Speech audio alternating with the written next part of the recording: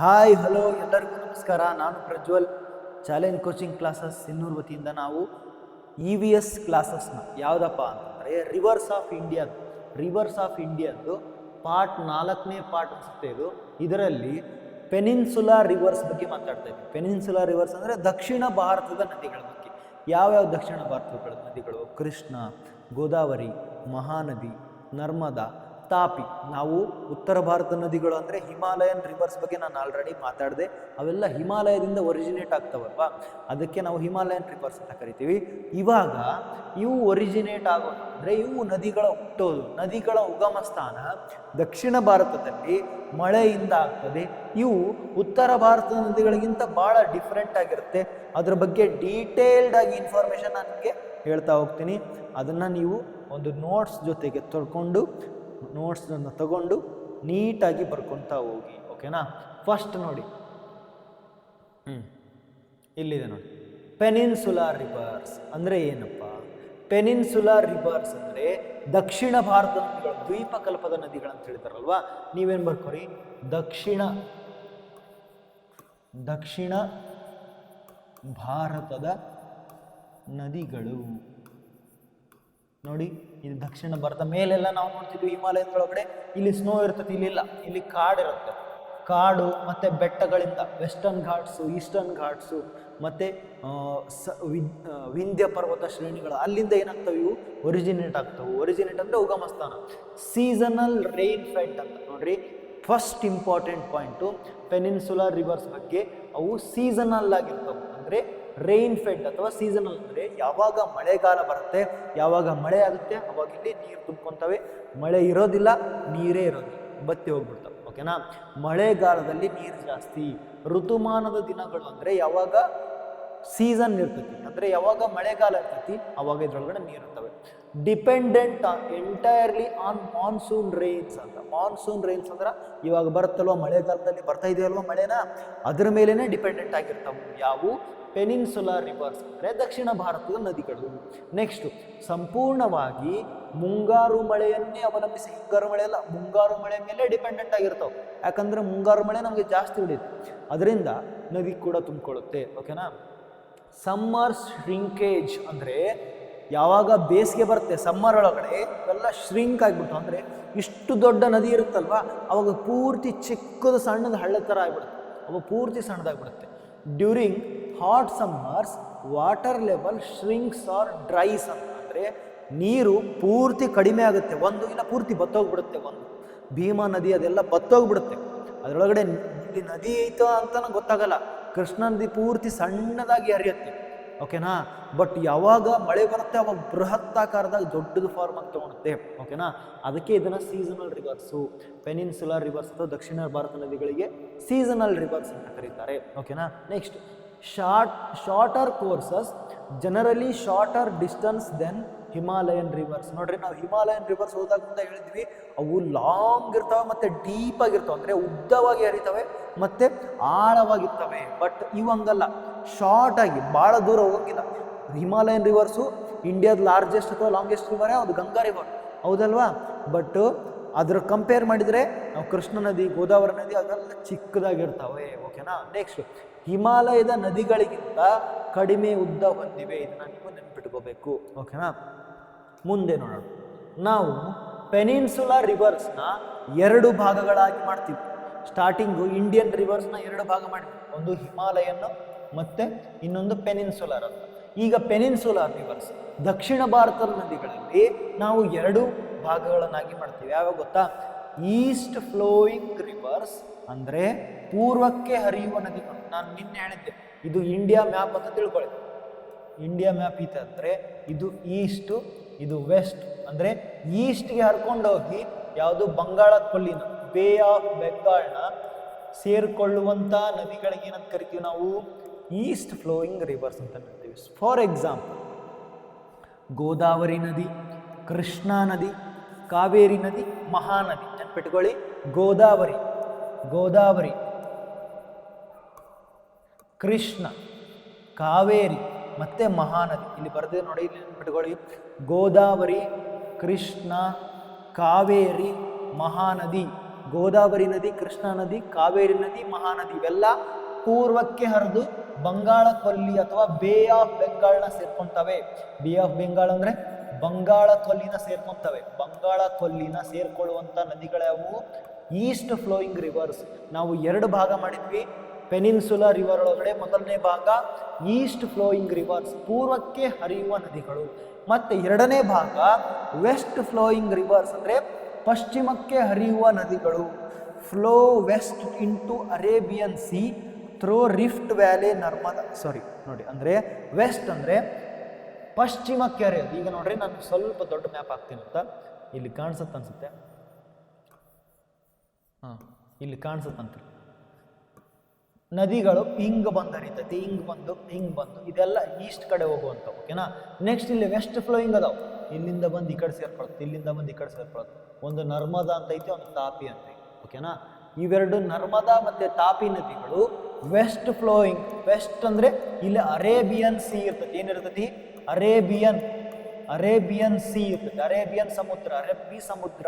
ಇಲ್ಲಿ Bangala ಕೊಲ್ಲಿಯನ್ನ ಸೇರುವಂತ ನದಿಗಳನ್ನ East flowing reverse ಅಂದ್ರೆ ಪೂರ್ವಕ್ಕೆ ಹರಿಯುವ ನದಿಗಳಂತೀವಿ. ಯಾವ್ಯಾವು? ಗೋದಾವರಿ, ಕೃಷ್ಣ, ಕಾವೇರಿ, ಮಹಾನದಿ. ಅದೇ ತರ ಅರಬ್ಬಿ ಸಮುದ್ರವನ್ನು ಸೇರುವಂತ ನದಿಗಳನ್ನ ವೆಸ್ಟ್ ಫ್ಲೋಯಿಂಗ್ ರಿವರ್ಸ್ ಅಂದ್ರೆ ಪಶ್ಚಿಮಕ್ಕೆ ಹರಿಯುವ ನದಿಗಳು. ಫ್ಲೋ ವೆಸ್ಟ್ ಅಂದ್ರೆ ಪಶ್ಚಿಮಕ್ಕೆ ಹರಿತಾವು. ಇಂಟು ಅರೇಬಿಯನ್ ಸಿ, ಅರಬ್ಬಿ ಸಮುದ್ರಕ್ಕೆ ಪಶ್ಚಿಮಕ್ಕೆ ಹರಿತಾವು. ಥ್ರೋ ರಿಫ್ಟ್ ವ್ಯಾಲೇಸ್ ಅಂದ್ರೆ ಈ ತರ ವ್ಯಾಲಿ ಇರ್ತದೆ.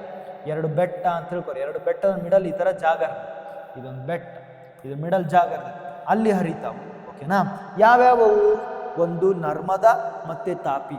ಈಗ ನಾವು ಪ್ರತಿ ನದಿನ, ಈಗ 6 ನದಿಗಳನ್ನ ತಗೊಂಡ್ಬಂದಿದ್ದೀನಿ ನಾನು. ಆ ಪ್ರತಿ ನದಿಯನ್ನ ಇಂಪಾರ್ಟೆಂಟ್ ಅದರ ಸೋರ್ಸ್ ಏನು, ಅವು ಎಲ್ಲಿ ಹೋಗಿ ಮುಟ್ತಾವ, ಅದರ ಬಗ್ಗೆ ತಿಳ್ಕೊಳ್ಳೋಣ ಅಂತ ಹೋಗೋಣ. ಓಕೆನಾ. ನೀವು ನೋಟ್ ಬುಕ್ ತಗೊಂಡು ನೀಟಾಗಿ ನೋಟ್ ಮಾಡ್ತಾ ಹೋಗಿ. ನೋಡಿ, ನೆಕ್ಸ್ಟ್ ಕ್ವಶನ್. ಗೋದಾವರಿ ನದಿ ಮೊದಲನೇದು ಯಾವುದು? ಗೋದಾವರಿ ನದಿ ಲಾಂಗೆಸ್ಟ್ ಪೆನಿನ್ಸುಲಾರ್ ರಿವರ್ ಅಂತಿದೆ. ಅತ್ಯಂತ ದೊಡ್ಡ ದಕ್ಷಿಣ ಭಾರತದ ನದಿ ಯಾವುದು? ಇದು ಗೋದಾವರಿ ನದಿ. ಅಂದ್ರೆ ಅತ್ಯಂತ ಉದ್ದವಾದ ದಕ್ಷಿಣ ಭಾರತದ ನದಿ ಯಾವುದು? ಗೋದಾವರಿ ನದಿ. ನೀವು ನೆನ್ಪಿಡಬೇಕು. ಮತ್ತೆ known as Ganga of the south ಅಂದ್ರೆ ದಕ್ಷಿಣ ಭಾರತದ ಗಂಗಾ ಅಂತ. ದಕ್ಷಿಣ ಭಾರತದ ಗಂಗಾ ಅಂತ ಕರೀತಾರೆ. ಯಾವುದಕ್ಕೆ? ಗೋದಾವರಿಗೆ. ಯಾಕಂತ ಕರೀತಾರಂದ್ರೆ ಗೋದಾವರಿ ಅಷ್ಟು ದೊಡ್ಡದಾಗಿದೆ. ಓಕೆನಾ. ಒರಿಜಿನ್, ಉಗಮ ಆಗುವುದು ತ್ರಯಂಬಕೇಶ್ವರ್ ಅಂದ್ರೆ ತ್ರಯಂಬಕೇಶ್ವರ್. ಇಲ್ಲಿದೆ ನೋಡಿ, ತ್ರಯಂಬಕೇಶ್ವರದಲ್ಲಿ. ಎಲ್ಲಿ? ಮಹಾರಾಷ್ಟ್ರ ನಾಸಿಕ್ ಎಂಬ ಜಾಗದಲ್ಲಿ ತ್ರಯಂಬಕೇಶ್ವರ ಬಳಿದೆ. ಏನಾಗುತ್ತೆ? ಇದು ಉಗಮ ಆಗುತ್ತೆ. ಗೋದಾವರಿ ನದಿ ಹುಟ್ಟೋದೆಲ್ಲಿ? ವೆಸ್ಟರ್ನ್ ಘಾಟ್ಸ್ ಅಲ್ಲಿ. ಎಲ್ಲಿ ಅದು ಜಾಗ?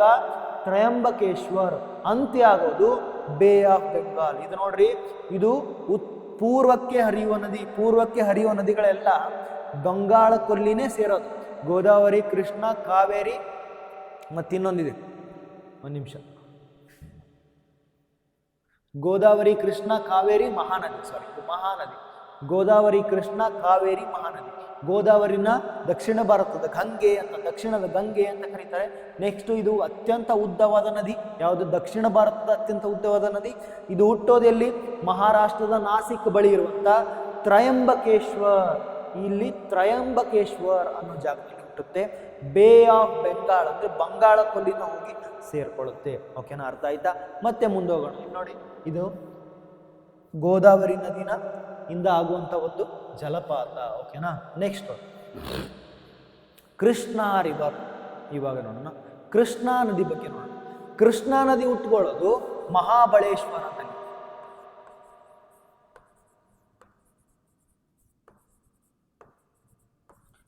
ಮಹಾರಾಷ್ಟ್ರ. ಇದು ಮಹಾರಾಷ್ಟ್ರದಲ್ಲಿನೇ ಹುಟ್ಟೋದು. ಇಲ್ಲಿ ಕಾಣಿಸ್ತಾ ಇದೆ ಅಲ್ವಾ? ಕೃಷ್ಣಾ ನದಿ ಹುಟ್ಟೋದು ಮಹಾಬಳೇಶ್ವರ, ಮಹಾರಾಷ್ಟ್ರದಲ್ಲಿ. ಓಕೆನಾ.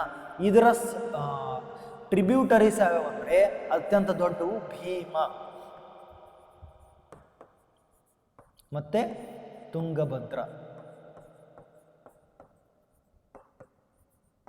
ನೆಕ್ಸ್ಟ್, ಮಹಾಬಳೇಶ್ವರದಲ್ಲಿ ಉಗಮ ಆಗುತ್ತೆ. ಭೀಮಾ ಮತ್ತು ತುಂಗಭದ್ರಾ ಪ್ರಮುಖ ಉಪನದಿಗಳು. ಇನ್ನೂ ಅತಿ ಹೆಚ್ಚು ಉಪನದಿಗಳಿದಾವೆ. ನಾವು ಇದನ್ನು ಪೂರ್ತಿ ಡೀಟೇಲಾಗಿ ಹೋದರೆ ನಾವು ಜಾಸ್ತಿ ಸ್ಟಡಿ ಮಾಡ್ತಾ ಹೋಗ್ತೀವಿ. ನಾನು ಮೇಲ್ನೋಟ ಹೇಳ್ತಾ ಹೋಗ್ತೀನಿ. ಓಕೆನಾ? ಇನ್ನೂ ಎಕ್ಸ್ಟ್ರಾ ಬೇಕಂದರೆ ನಾನು ನಿಮಗೆ ನೋಟ್ಸ್ PDF ಮುಖಾಂತರ ಕಳಿಸ್ಕೊಡ್ತೀನಿ. ನಾನು ಇಲ್ಲಿ ಹೇಳ್ಕೊಳ್ಳೋದು ಮೇಲ್ನೋಟಕ್ಕೆ ಹೇಳ್ತಾ ಇದ್ದೀನಿ. ಇದು ಕೂಡ ಎಕ್ಸಾಮಿಗೆ ಭಾಳ ಇಂಪಾರ್ಟೆಂಟು. ನೀವೆಷ್ಟು ಡೀಪಾಗಿ ಹೋಗ್ತೀರಾ, ನೀವು ಮತ್ತೆ ಕಾಂಪಿಟೇಟಿವ್ ಎಕ್ಸಾಮ್ ಲೆವೆಲ್ ಪ್ರಿಪ್ರೇಷನ್ ಹಾಕೋತ ಹೋಗ್ತೀರಾ, ಅಷ್ಟು ಬೇಡ. ನಾನು ಇಂಪಾರ್ಟೆಂಟ್ ಹೇಳ್ತಾ ಇದ್ದೀನಿ. ಓಕೆನಾ? ಕಾವೇರಿ ರಿವರ್, ಕಾವೇರಿ ನದಿ ಹುಟ್ಟೋದು ಬ್ರಹ್ಮಗಿರಿ ಪರ್ವತದಲ್ಲಿ. ಎಲ್ಲಿ? ಬ್ರಹ್ಮಗಿರಿ ಬೆಟ್ಟಗಳಲ್ಲಿ ತಲಕಾವೇರಿ ಎಂಬ ಜಾಗದಲ್ಲಿ ಹುಟ್ಟೋದು. ಓಕೆನಾ? ಕೃಷ್ಣ ಹುಟ್ಟೋದು ಮಹಾಬಳೇಶ್ವರದಲ್ಲಿ. ಅದರ ಉಪನದಿಗಳು ಭೀಮಾ ಮತ್ತು ತುಂಗಭದ್ರಾ. ಕಾವೇರಿ ನದಿ ಹುಟ್ಟೋದು ಬ್ರಹ್ಮಗಿರಿ ಪರ್ವತಗಳಲ್ಲಿ. ಕಾವೇರಿ ನದಿಯು ಕೂಡ ಹಲವಾರು ಚಿಕ್ಕ ಚಿಕ್ಕ ನದಿಗಳಿದ್ದಾವೆ. ಯಾವುವು ಉಪನದಿಗಳು, ಅದನ್ನು ನಾನು ಡಿಸ್ಕಷನ್ ಮಾಡ್ತಾ ಇಲ್ಲ, ಯಾಕಂದರೆ ಅತಿ ಹೆಚ್ಚು ಸ್ಟಡಿ ಮಾಡೋದು ಬೇಡ. ಮೊದಲ ನೀವು ಇದನ್ನು ತಿಳ್ಕೊರಿ, ಆಮೇಲೆ ಇನ್ನು ಡೆಪ್ತ್ ಆಗಿ ಡೀಟೇಲ್ ಆಗಿ ಕಲಿತಾ ಹೋಗೋಣ. ಓಕೆನಾ? ಫಸ್ಟ್ ನಾನು ಗೋದಾವರಿ ಹೇಳಿದೆ. ಗೋದಾವರಿ ನದಿ ಹುಟ್ಟೋದು ಎಲ್ಲಿ? ದಕ್ಷಿಣ ಭಾರತದ ಗಂಗೆ ಅಂತ ಕರೀತಾರೆ. ಅದು ಹುಟ್ಟೋದೆಲ್ಲಿ? ತ್ರಯಂಬಕೇಶ್ವರ ಎಂಬ ಜಾಗದಲ್ಲಿ, ಬಂಗಾಳ ಕೊಲ್ಲಿಯನ್ನು ಸೇರ್ಕೊಳ್ತವೆ. ಮತ್ತು ಕೃಷ್ಣ ನದಿ ಹುಟ್ಟೋದು ಮಹಾಬಳೇಶ್ವರದಲ್ಲಿ, ಇದು ಕೂಡ ಬಂಗಾಳ ಕೊಲ್ಲಿಯನ್ನು ಸೇರ್ಕೊಳ್ಳುತ್ತೆ. ನೆಕ್ಸ್ಟ್ ಕಾವೇರಿ ನದಿ ಹುಟ್ಟೋದೆಲ್ಲಿ? ಬ್ರಹ್ಮಗಿರಿ ಪರ್ವತ ತಲಕಾವೇರಿ ಎಂಬ ಜಾಗದಲ್ಲಿ, ಇದು ಕೂಡ ಬಂಗಾಳ ಕೊಲ್ಲಿನ ಬೇ ಆಫ್ ಬೆಂಗಾಲ್ನ ಸೇರಿಕೊಳ್ಳುತ್ತೆ. ಓಕೆನಾ? ಮುಂದೆ ನೋಡೋಣ. ಮುಂದೆ ಏನಿದೆ? ಮಹಾನದಿ ಅಂತ. ಮಹಾನದಿ, ಈ ಮಹಾನದಿ ಇಲ್ಲಿ ನೋಡಿ, ಫ್ಲೋಸ್ ಥ್ರೋ ಛತ್ತೀಸ್ಗಢ ಮತ್ತು ಒಡಿಸ್ಸಾ. ಓಕೆನಾ? ಬೇ ಆಫ್ ಬೆಂಗಾಲ್, ಛತ್ತೀಸ್ಗಢ ಮತ್ತು ಒಡಿಶಾ ರಾಜ್ಯಗಳಲ್ಲಿ ಹರಿಯುತ್ತದೆ. ಯಾವುದು? ಮಹಾನದಿ. ಓಕೆನಾ? ಮಹಾನದಿಗೆ ಭಾಳ ಇಂಪಾರ್ಟೆಂಟ್ ಯಾವ್ದು ಗೊತ್ತಾ? ಹಿರಾಕುಂಡ್ ಡ್ಯಾಮ್. ಇಲ್ಲಿ ನೋಡಿ, ಹಿರಾಕುಂಡ್ ಡ್ಯಾಮ್. ಹಿರಾಕುಂಡ್ ಡ್ಯಾಮ್ ಐತಲ್ಲ, ಇದು ವಿಶ್ವದ ಅತಿ ಉದ್ದದ ಡ್ಯಾಮ್. ಏನಿದು? ಮಹಾನದಿಗೆ ಅಡ್ಡಲಾಗಿ ಕಟ್ಟಲಾದ ವಿಶ್ವದ ಅತ್ಯಂತ ಉದ್ದವಾದ ಡ್ಯಾಮ್ ಯಾವುದು? ಹಿರಾಕುಂಡ್ ಡ್ಯಾಮ್. ಈ ಹಿರಾಕುಂಡ್ ಡ್ಯಾಮ್ ಎಲ್ಲಿರುತ್ತಂದರೆ ಛತ್ತೀಸ್ಗಢ ಮತ್ತು ಒಡಿಸ್ಸಾದೊಳಗಡೆ ಮುಖಾಂತರ ಹರಿಯುತ್ತೆ. ನಾನು ಇದನ್ನ ಮ್ಯಾಪ್ ಮುಖಾಂತರ ನಿಮಗೆ ತೋರಿಸ್ತೀನಿ ಅಂತ. ಓಕೆನಾ? ಫಸ್ಟ್ ನೋಡಿ, ಫಸ್ಟು ಮಹಾನದಿ. ಓಕೆನಾ? ಇದು ಛತ್ತೀಸ್ಗಢ ಮತ್ತು ಒಡಿಸ್ಸಾ ಬೇ ಆಫ್ ಬೆಂಗಾಲಲ್ಲಿ ಹೋಗಿ ಹರಿಯುತ್ತೆ. ಮಹಾನದಿಗೆ ಅಡ್ಡಲಾಗಿ ವಿಶ್ವದ ಅತಿ ಉದ್ದ ಹಿರಾಕುಂಡ್ ಅಣೆಕಟ್ಟನ್ನು ಕಟ್ಟಲಾಗಿದೆ. ಇದು ಬಹಳ ಇಂಪಾರ್ಟೆಂಟ್. ಓಕೆನಾ? ಹಿರಾಕುಂಡ್ ಡ್ಯಾಮ್ ಯಾವುದಕ್ಕೈತಿ? ವೆರಿ ಇಂಪಾರ್ಟೆಂಟ್, VIP ಅಂತ ಬರ್ಬಿಟ್ಟಿನಿ. ಹಿರಾಕುಂಡ್ ಡ್ಯಾಮು ಅತ್ಯಂತ ಉದ್ದವಾದ ಡ್ಯಾಮ್ ಇಡೀ ವಿಶ್ವದೊಳಗೆ, ಇಂಡಿಯಾದೊಳಗಲ್ಲ, ಇಡೀ ವರ್ಲ್ಡ್ ಒಳಗೆ. ಓಕೆನಾ? ನೆಕ್ಸ್ಟ್ ಮುಂದೆ ನೋಡೋಣ. ಮುಂದೆ ನರ್ಮದಾ ನದಿ. ಇದು ನರ್ಮದಾ ನದಿ. ನೋಡ್ರಿ, ನಾವು ಇಷ್ಟೊತ್ತನ ಪೂರ್ವಕ್ಕೆ ಹರಿಯುವ ನದಿಗಳ ಬಗ್ಗೆ ಓದ್ತಾ ಇದ್ವಿ, ಹೌದಲ್ವಾ? ಪೂರ್ವಕ್ಕೆ ಹರಿಯುವ ನದಿಗಳು. ಈಗ ಪಶ್ಚಿಮಕ್ಕೆ ಹರಿಯೋದು. ಈಗ ಪೂರ್ವಕ್ಕೆ ಹರಿಯುವ ನದಿಗಳು ಬೇರೆ, ಪೂರ್ವಕ್ಕೆ ಹರಿಯುವ ನದಿಗಳು, ಇಲ್ಲಿ ಪಶ್ಚಿಮಕ್ಕೆ ಹರಿಯುವ ನದಿ. ಪೂರ್ವಕ್ಕೆ ಹರಿಯುವ ನದಿಗಳು ಯಾವ್ಯಾವಿದ್ವು? ಗೋದಾವರಿ, ಕೃಷ್ಣ, ಮತ್ತು ಕಾವೇರಿ, ಮತ್ತು ಇನ್ನೊಂದು ಮಹಾನದಿ. 4 ನದಿಗಳನ್ನು ನಾವು ಮಾತಾಡಿದ್ವಿ. ಅದೇ ಥರ ನರ್ಮದಾ ನದಿ. ನರ್ಮದಾ ನದಿಯ ಉಗಮ ಸ್ಥಾನ ಅಮರಕಂಟಕ್, ಮಧ್ಯಪ್ರದೇಶದಲ್ಲಿರುವ ಅಮರಕಂಟಕ್. ಓಕೆನಾ? ಅದೇ ಥರ ಎಲ್ಲಿರೋದು? MP, ಮಧ್ಯಪ್ರದೇಶದಲ್ಲಿ ಅಮರಕಂಟಕ್. ಮಧ್ಯಪ್ರದೇಶದಲ್ಲಿರುವ ಅಮರಕಂಟಕ್ ಎಂಬ ಜಾಗದಲ್ಲಿ ಏನು ಹುಟ್ಟುತ್ತೆ? ನರ್ಮದಾ ನದಿ ಹುಟ್ಟುತ್ತೆ. ಓಕೆನಾ? Flows west between Vindhya and Satpura range. Vindhya ಪರ್ವತ ಶ್ರೇಣಿಗಳು. ಇದು ಭಾರತದಂತ ತಿಳ್ಕೊರಿ. ಇಲ್ಲಿ ಗುಜರಾತ್ ಐತಿ. ಓಕೆನಾ? ಇಲ್ಲಿ ಗುಜರಾತ್ ಐತಿ. ಇಲ್ಲಿ ವಿಂಧ್ಯ ಪರ್ವತ ಶ್ರೇಣಿಗಳು, ಇಲ್ಲಿ ಸತ್ಪುರ ಪರ್ವತ ಶ್ರೇಣಿಗಳು, ಇಲ್ಲಿ ಹರಿಯೋದು. ಅವೆರಡರ ಮಿಡಲ್ಲು ನರ್ಮದಾ ನದಿ ಹರಿಯುತ್ತೆ. ಈ ನರ್ಮದಾ ನದಿ ಉತ್ತರ ಭಾರತ ಮತ್ತು ದಕ್ಷಿಣ ಭಾರತವನ್ನು ಕರೆಕ್ಟಾಗಿ 2 ಭಾಗವನ್ನು ಮಾಡುತ್ತೆ. ಈ ನರ್ಮದಾ ನದಿಯ ಮೇಲೆ ಉತ್ತರ ಭಾರತ, ನರ್ಮದಾ ನದಿಯ ಕೆಳಗಡೆ ದಕ್ಷಿಣ ಭಾರತ ಅಂತ ಈ ಥರ ಓದ್ತೀವಿ ನಾವು. ಓಕೆನಾ? ಇದು ವಿಂಧ್ಯ ಮತ್ತು ಸತ್ಪುರ ಶ್ರೇಣಿ. ವಿಂಧ್ಯ ಪರ್ವತ ಶ್ರೇಣಿ ಮತ್ತು ಸತ್ಪುರ ಪರ್ವತ ಶ್ರೇಣಿಗಳ ಮಧ್ಯೆ ಹರಿಯುವಂಥ ನದಿ. ಓಕೆನಾ? ಇಲ್ಲಿ Dhuandhar falls, marble rocks, famous for water fall in Jabalpur. ಜಬಲ್ಪುರಲ್ಲಿ ಧುವಂಧರ್ ಜಲಪಾತ ಇದೆ. ಓಕೆನಾ? ಧುವಂಧರ್ ಜಲಪಾತ ಇದರ ಮೇಲೆ ನಾನು ನಿಮ್ಗೆ ಪ್ರಶ್ನೆಗಳನ್ನು ತೊಗೊಂಬರ್ತೀನಿ, ಅವಾಗ ಇನ್ನೂ ಡೀಟೇಲ್ ಆಗಿ ಸ್ಟಡಿ ಮಾಡೋಣ. ಓಕೆನಾ? ಧುವಂಧರ್ ಲಾಸ್ಟ್ನ ಕ್ವಿಜ್ನ ತೊಗೊಂಬಂದಿನಲ್ಲ, ಅದರಲ್ಲಿ ಕೂಡ ಎಕ್ಸ್ಟ್ರಾ ಇನ್ಫಾರ್ಮೇಷನ್ ಕೊಟ್ಟು ಕಳಿಸಿದ್ದೆ. ಓಕೆನಾ? ಧುವಂಧರ್ ಫಾಲ್ಸ್, ಧುವಂಧರ್ ಜಲಪಾತ ಜಬರ್ಪುರದಲ್ಲಿ ಯಾವ್ದು ಇರುತ್ತೆ? ನರ್ಮದಾ ನದಿ ಮತ್ತೆ ಫೇಮಸ್ ಫಾರ್ ಮಾರ್ಬಲ್ ರಾಕ್ಸ್. ಓಕೆನಾ? ಇದು ಧುರಂಧರ್ ಅಲ್ಲ, ಧುವಂಧರ್ ಫಾಲ್ಸ್. ಓಕೆನಾ? ಮುಂದೆ ನೋಡೋಣ ಏನಿದೆ. ತಾಪಿ ನದಿ. ತಾಪಿ ನದಿಯ ಉಗಮ ಸ್ಥಾನ ಯಾವುದು? ತಾಪಿ ನದಿಯ ಉಗಮ ಸ್ಥಾನ ಸತ್ಪುರ ರೇಂಜ್ ಇನ್ ಮಧ್ಯಪ್ರದೇಶ್. ನೋಡ್ರಿ, ಇದು ಸತ್ಪುರ ಅಷ್ಟೇ. ಬಟ್ ನರ್ಮದಾ ನದಿಗೆ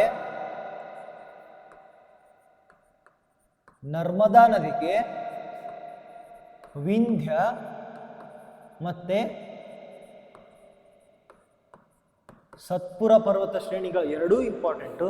ಬಟ್ ತಾಪಿ ನದಿ, ತಪ್ತಿ ನದಿನೂ ಅಂತ ಕರೀತಾರೆ, ತಾಪಿ ನದಿ ಅಂತಲೂ ಕರೀತಾರೆ. ತಾಪಿ ನದಿ ಬರೀ ಹುಟ್ಟೋದು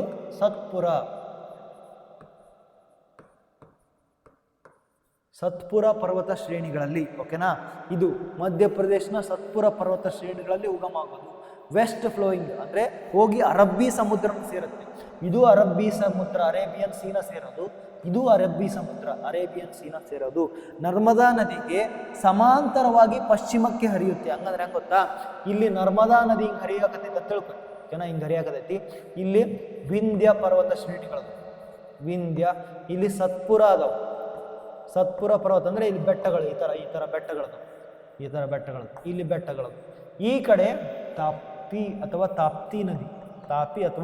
ತಾಪ್ತಿ ನದಿ ಹರಿಯುತ್ತೆ.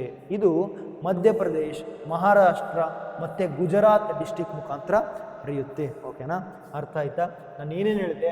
6 ನದಿಗಳ ಬಗ್ಗೆ ಮಾತಾಡಿದ್ದೆ. ಫಸ್ಟ್ ನೋಡಿ, ಹಿಮಾಲಯನ್ ಗ್ಲೇಷಿಯರ್ಸ್ ಮುಖಾಂತರ ಹರಿಯುವಂಥವಕ್ಕೆ ಹಿಮಾಲಯನ್ ನದಿಗಳು, ಪೆನಿನ್ಸುಲರ್ ಅಂದರೆ ದಕ್ಷಿಣ ಭಾರತಗಳು, ಇವುಗಳ ಬಗ್ಗೆ ಮಾತಾಡಿದೆ. ನೆಕ್ಸ್ಟ್ ನಾನು 6 ನದಿಗಳು ಯಾವ್ಯಾವ ಸ್ವಲ್ಪ ರಿವಿಷನ್ ಮಾಡಿರ್ತೀನಿ.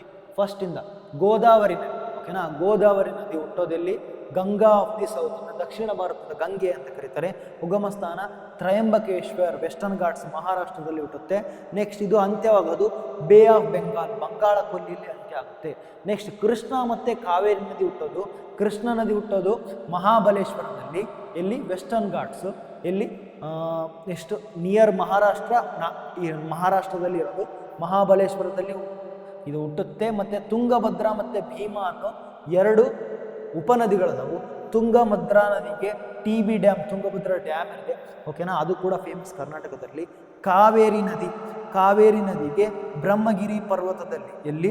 ತಲಕಾವೇರಿ ಎಂಬ ಜಾಗದಲ್ಲಿ, ಬ್ರಹ್ಮಗಿರಿ ಪರ್ವತದಲ್ಲಿ ಹುಟ್ಟೋದು. ನೆಕ್ಸ್ಟ್ ಯಾವುದು? ಮಹಾನದಿ. ಇದಕ್ಕೆ ಹಿರಾಕುಂಡ್ ಡ್ಯಾಮ್ ಫೇಮಸ್. ನಾನು ಫೇಮಸ್ ಇರೋದಷ್ಟು ಹೇಳ್ತಾ ಇದ್ದೀನಿ. ಹಿರಾಕುಂಡ್ ಡ್ಯಾಮ್, ಇದು ಹಿರಾಕುಂಡ ಡ್ಯಾಮ್ ಎಲ್ಲಿರೋದು? ಪ್ರಪಂಚದ ಅತ್ಯಂತ ಉದ್ದವಾದ ಡ್ಯಾಮ್ ಯಾವುದು? ಹಿರಾಕುಂಡ್ ಡ್ಯಾಮ್, ಲಾಂಗೆಸ್ಟ್ ಡ್ಯಾಮ್. ಇಲ್ಲಿ ನೋಡಿ, ಇನ್ನೊಂದ್ಸಲ ಕನ್ಫ್ಯೂಸ್ ಆಗಬೇಡಿ. ಹಿರಾಕುಂಡ್ ಡ್ಯಾಮು ವಿಶ್ವದ ಅತಿ ಉದ್ದದ ಡ್ಯಾಮ್ ಅಂತ ಕರೀತಾರೆ. ನೆಕ್ಸ್ಟ್ ನೋಡಿ, ನರ್ಮದಾ ನದಿ ಹುಟ್ಟೋದಲ್ಲಿ ಮಧ್ಯಪ್ರದೇಶದ ಅಮರ್ಕಂಟಕ್ ಎಂಬ ಜಾಗದಲ್ಲಿ. ಇದು ಐತಲ್ವಾ, ಮೇಲ್ಗಡೆ ವಿಂಧ್ಯ ಪರ್ವತ ಶ್ರೇಣಿ, ಕೆಳಗಡೆ ಸತ್ಪುರ ಪರ್ವತ ಶ್ರೇಣಿಗಳ ಮುಖಾಂತರ ಹೋಗಿ ಅರಬ್ಬಿ ಸಮುದ್ರನ ಸೇರುತ್ತೆ. ಇದು ವೆಸ್ಟ್ ಫ್ಲೋಯಿಂಗ್ ರಿವರ್, ಅಂದರೆ ಪಶ್ಚಿಮ ದಿಕ್ಕಿನ ಕಡೆ ಹರಿಯುವಂಥ ನದಿ, ಅರಬ್ಬಿ ಸಮುದ್ರವನ್ನು ಸೇರುವಂಥ ನದಿ. ಅದೇ ಥರ ತಾಪ್ತಿ ನದಿ ಯಾವುದು? ಸತ್ಪುರ ರೇಂಜಿನ ಮಧ್ಯಪ್ರದೇಶದಲ್ಲಿ ಇದು ಉಗಮ ಸ್ಥಾನ. ಅದು ವಿಂಧ್ಯ ಮತ್ತು ಸತ್ಪುರ, ಇದು ಬರೀ ಸತ್ಪುರ. ಇದು ಅರಬ್ಬಿ ಸಮುದ್ರನ ಹೋಗಿ ಸೇರುತ್ತೆ. ಓಕೆನಾ? ನೆಕ್ಸ್ಟ್ ಮುಂದೆ ನೋಡೋಣ. ಮುಂದೆ ಏನಪ್ಪ ಅಂತಂದರೆ, ನದಿಗೆ ಥ್ರೆಟ್ಸ್ ಫೇಸಿಂಗ್ ಅವರ್ ರಿವರ್ಸ್, ಅಂದರೆ ನದಿಗೆ ಯಾವ್ಯಾವ ಕಷ್ಟಗಳಾಗ್ತಾ ಇದ್ದೀವಿ, ನದಿಗೆ ನಮ್ಮಿಂದ ಕಷ್ಟಗಳು ಯಾವ್ಯಾವ ಆಗ್ತಿದ್ದಾವೆ ಅಂದರೆ, ಮೊದಲನೇದ್ದು ಮಾಲಿನ್ಯ, ಪ್ಲಾಸ್ಟಿಕ್ಕು, ಗಾರ್ಬೇಜ್, ಸೀವೇಜ್ ಮತ್ತು ಫ್ಯಾಕ್ಟ್ರಿ ವೇಸ್ಟ್ನ ನಾವೇನು ಮಾಡ್ತೀವಿ? ನೀವು ಒಂದು ಅಬ್ಸರ್ವ್ ಮಾಡಿರ್ಬೋದು, ಒಂದು ದೊಡ್ಡ ಸಿಟಿಗಳಲ್ಲಿ ಏನಾಗುತ್ತೆ, ನಾವು ಜಳಕ ಮಾಡಿರುವಂಥ ನೀರು, ನಾವು ದನಗಳನ್ನು ತೊಳೆದಿರೋದು, ಗಾಡಿಗಳನ್ನು ತೊಳೆದಿರೋದು, ಅವೆಲ್ಲ ನೀರೆಲ್ಲ ಹೋಗಿ ಚರಂಡಿ ಸೇರುತ್ತೆ. ಚರಂಡಿ ಎಲ್ಲಿ ಸೇರುತ್ತೆ? ಚರಂಡಿ ಎಲ್ಲ ಹೋಗಿ ಒಂದು ಹಳ್ಳಕ್ಕೆ ಸೇರಿಸ್ಬಿಟ್ಟಿರ್ತಾರೆ. ಹಳ್ಳ ಎಲ್ಲಿ ಹೋಗುತ್ತೆ? ಅದೇ ಹಳ್ಳದ ನೀರು ನದಿಗೆ ಹೋಗುತ್ತೆ. ಓಕೆನಾ? ನಾವು ಹೊಲಸು ಬಿಟ್ಟಿರುವಂಥ ನೀರೇನಾಗುತ್ತೆ? ಎಲ್ಲ ಹರ್ಕೊಂಡು ಹೋಗಿ ಕೊನೆಗೆ ಹೋಗಿ ಸೇರೋದು ನದಿಗೆ ಸೇರಿದಾಗ ಏನಾಗುತ್ತೆ? ನದಿ ಹೊಲಸಾಗುತ್ತೆ. ನದಿಯಲ್ಲಿರೋ ಜಲಚರ ಜೀವಿಗಳೆಲ್ಲ, ಪ್ರಾಣಿಗಳು, aquatic life will aquatic life ಏನಾಗುತ್ತೆ, ಎಂಡ್ ಆಗುತ್ತೆ, ಅಲ್ಲಿ ಸಾಯ್ತಾ ಹೋಗುತ್ತೆ. ಅದರಿಂದ ನದಿ ಎಂಡ್ ಆಗೋ ಕಾರಣಕ್ಕೆ ಹೋಗುತ್ತೆ. ಓಕೆನಾ. ಪೊಲ್ಯೂಷನ್, ಮಾಲಿನ್ಯ, ಪ್ಲಾಸ್ಟಿಕ್, ಗಾರ್ಬೇಜ್, ಸೀವೇಜ್ ಅಂದರೆ ಮನೆ ಹೊಲಸು, ಗಾರ್ಬೇಜ್ ಅಂದರೆ ಹೊಲಸು, ಫ್ಯಾಕ್ಟ್ರಿ ವೇಸ್ಟ್. ಅತ್ಯಂತ ಭಯಂಕರವಾಗಿರೋದು ಯಾವುದು ಅಂದರೆ ಡೇಂಜರಸ್ ಯಾವುದು, ಫ್ಯಾಕ್ಟ್ರಿ ವೇಸ್ಟ್. ಫ್ಯಾಕ್ಟ್ರಿ ಒಳಗಡೆ ಇರುವಂಥ ಹೊಲಸು, ಈ ಸಪೋಸ್ ಕಬ್ಬಿನ ಫ್ಯಾಕ್ಟ್ರಿ ಐತಿ, ಅದನ್ನು ತೊಳೆದಿರುವಂಥ ನೀರು, ಸಪೋಸು ಯಾವುದು ಗ್ರಾನೈಟ್ ಫ್ಯಾಕ್ಟ್ರಿ ಐತಿ, ಆ ಗ್ರಾನೈಟ್ ಕೊರೆಯೋಕ್ಕೆ ನೀರು ಯೂಸ್ ಮಾಡ್ತಾರಲ್ವ, ಅದೆಲ್ಲ ಕೆಮಿಕಲ್ ಇರೋ ನೀರ್ಸ್ನೆಲ್ಲ ತೊಗೊಂಡೋಗಿ ನದಿಗೆ ಸೇರಿಸ್ಬಿಡ್ತಾರೆ. ಅವಾಗ ನದಿಯೊಳಗಡೆ ಸೇರ್ಕೊಂಡು ನದಿ ಪೂರ್ತಿ ಗಬ್ಬೆದ್ದು ಹೊಲಸಿರುತ್ತೆ. ಅದರ ಸಲುವಾಗಿ ಪೊಲ್ಯೂಷನ್ ಆಗಿ ಪ್ಲಾಸ್ಟಿಕ್ ತ್ಯಾಜ್ಯ ಮತ್ತು ಕಲುಷಿತ ನೀರು ನದಿಗೆ ಸೇರೋದ್ರಿಂದ ನದಿ ಪೂರ್ತಿ ಅದನ್ನು ಬಳಕೆಗೆ ಯೋಗ್ಯವಾಗ್ಲಾರ್ದಂಗೆ ಆಗ್ಬಿಡುತ್ತೆ. ನಾವು ಅದನ್ನು ಯೂಸೇ ಮಾಡೋಕ್ಕಾಗಲ್ಲ. ನೀವು ಅಬ್ಸರ್ವ್ ಮಾಡ್ಬೋದು, ಯಮುನಾ ನದಿ ಡೆಲ್ಲಿ ಒಳಗಡೆ, ದೆಹಲಿಯ ನಡ್ಬರ್ಕಾಗಿ ಮಿಡಲ್ ಆಗಿ ಯಾವುದು ಯಮುನಾ ನದಿ ಹೋಗುತ್ತೆ.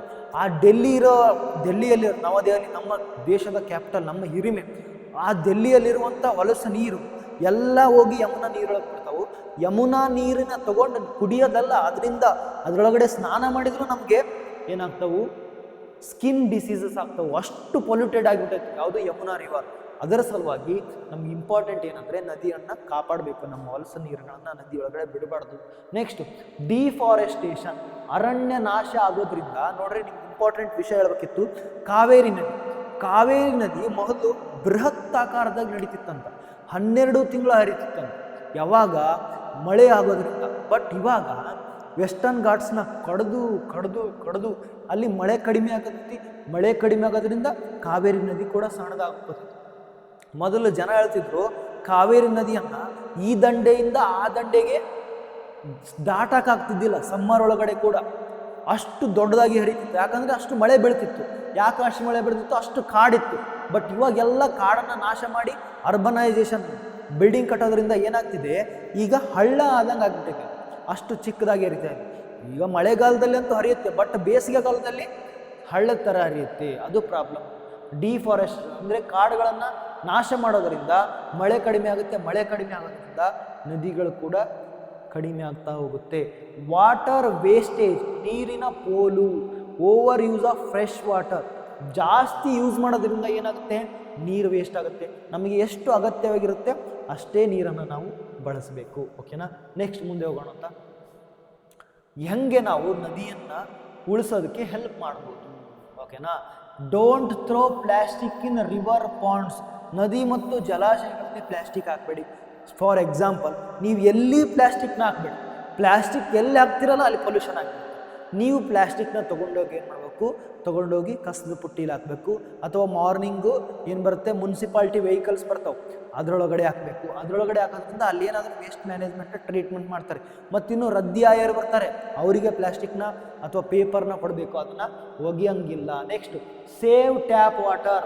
ನೋಡ್ರಿ, ಬ್ರಷ್ ಮಾಡೋ ಮುಂದೆ, ಜಳಕ ಮಾಡೋ ಮುಂದೆ ಹಂಗೆ ಚಲೋ ಮಾಡಿ ಇಟ್ಬಿಡ್ತೀವಿ, ಅದು ಹಂಗೆ ಹರಿತಾನೇ ಇರುತ್ತೆ. ನೀರೆಲ್ಲ ವೇಸ್ಟ್ ಆಗ್ತಾ ಇರುತ್ತೆ. ನಮ್ಗೆ ಎಷ್ಟು ಅಗತ್ಯ ಬೇಕಲ್ವ ಅಷ್ಟೇ ನೀರನ್ನು ನಾವು ಬಳಸಬೇಕು. ನೆಕ್ಸ್ಟ್ ಅಫಾರೆಸ್ಟೇಷನ್, ಇದು ಭಾಳ ಇಂಪಾರ್ಟೆಂಟ್. ಅಫಾರೆಸ್ಟೇಷನ್ ಅಂದರೆ ಮರವನ್ನು ನೆಡುವುದು. ಅಫಾರೆಸ್ಟೇಷನ್ ಅಂದರೆ ಮರಗಳನ್ನು ನೆಡ್ತಾ ಹೋಗೋದು. ಎಲ್ಲದಕ್ಕೂ ಬಹಳ ಇಂಪಾರ್ಟೆಂಟ್ ಯಾವುದು ಗೊತ್ತಾ, ಗಿಡ ಮರಗಳನ್ನು ನೆಡೆಯುವುದು. ಇದನ್ನು ನೆಡೆಯೋದ್ರಿಂದ ಪೊಲ್ಯೂಷನ್ ಕಡಿಮೆ ಆಗುತ್ತೆ, ಮಳೆ ಜಾಸ್ತಿ ಆಗುತ್ತೆ, ಮತ್ತು ಗಾಳಿ ಪೊಲ್ಯೂಷನ್ ಕೂಡ, ಏರ್ ಪೊಲ್ಯೂಷನ್ ಕೂಡ ಕಡಿಮೆ ಆಗುತ್ತೆ. Plant trees near river banks, ನದಿ ತೀರಗಳಲ್ಲಿ ಹೆಚ್ಚು ಮರಗಳನ್ನು ನೆಡಬೇಕು ಅಂತ. ಓಕೆನಾ. ನೀವು ಮನೆ ಮುಂದೆ ನೀವು ಎಲ್ಲಿರ್ತೀರಲ್ವಾ ಅಲ್ಲೇ 1-2 ಮರ ನೆಟ್ಟರೆ ಸಾಕು. ಓಕೆನಾ. ಓಕೆ, ಸಾಕು. ಇವಾಗ ನೋಡ್ರಿ, ಲಾಂಗೆಸ್ಟ್ ರಿವರ್ ಯಾವುದಪ್ಪ, ಗಂಗಾ ನದಿ. ದಕ್ಷಿಣ ಗಂಗಾ ಅಂತ ಯಾರನ್ನು ಕರೀತಾರೆ, ಗೋದಾವರಿ ನದಿಯನ್ನು ಕರೀತಾರೆ. ಲಾರ್ಜೆಸ್ಟ್ ರಿವರ್ ಐಲ್ಯಾಂಡ್ ಯಾವುದು, world's largest river island Majuli. ಇದು ಯಾವ ನದಿಗಿದೆ, ಬ್ರಹ್ಮಪುತ್ರ ನದಿಗಿದೆ. ಲಾಂಗೆಸ್ಟ್ ಡ್ಯಾಮ್ ಯಾವುದು ಇಡೀ ವರ್ಲ್ಡ್ ಒಳಗಡೆ, ಹಿರಾಕುಂಡ್ ಡ್ಯಾಮ್. ಈ ಹಿರಾಕುಂಡ್ ಡ್ಯಾಮ್ ಯಾವುದಕ್ಕಿರೋದು ತೋರಿಸ್ತೀನಿ ತಟ್ಟೆ ನಿಮ್ಗೆ ವಾಪಸ್. ಹಿರಾಕುಂಡ್ ಡ್ಯಾಮ್ ಇಲ್ಲಿದೆ ನೋಡಿ. ಹಿರಾಕುಂಡ್ ಡ್ಯಾಮ್ ಇರೋದು ಮಹಾನದಿಗೆ. ಓಕೆನಾ. ಛತ್ತೀಸ್ಗಢ ಮತ್ತು ಒಡಿಸ್ಸಾದಲ್ಲಿ. ಓಕೆನಾ. ನೆಕ್ಸ್ಟ್ ಲಾಸ್ಟ್ ಕೊನೆಗೆ ಏನು, ಭಾರತದ ನಕ್ಷೆ. ಓಕೆನಾ. ಎಲ್ಲೆಲ್ಲಿ ಭಾರತದ ನಕ್ಷೆ, ನಾನು ಅದನ್ನು ಕೂಡ ತೋರಿಸ್ಬಿಡ್ತೀನಿ, ಎಲ್ಲೆಲ್ಲಿ ಪೆನಿನ್ಸುಲರ್ ರಿವರ್ಸ್ ಎಲ್ಲೆಲ್ಲಿದ್ದಾವೆ ಅಂತ.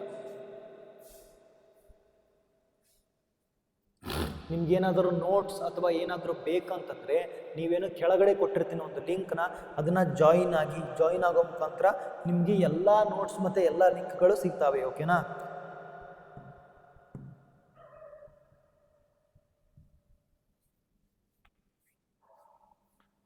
ಇಲ್ಲಿ ನಿಮ್ಗೆ ಕಾಣಿಸುತ್ತೆ ನೋಡಿ.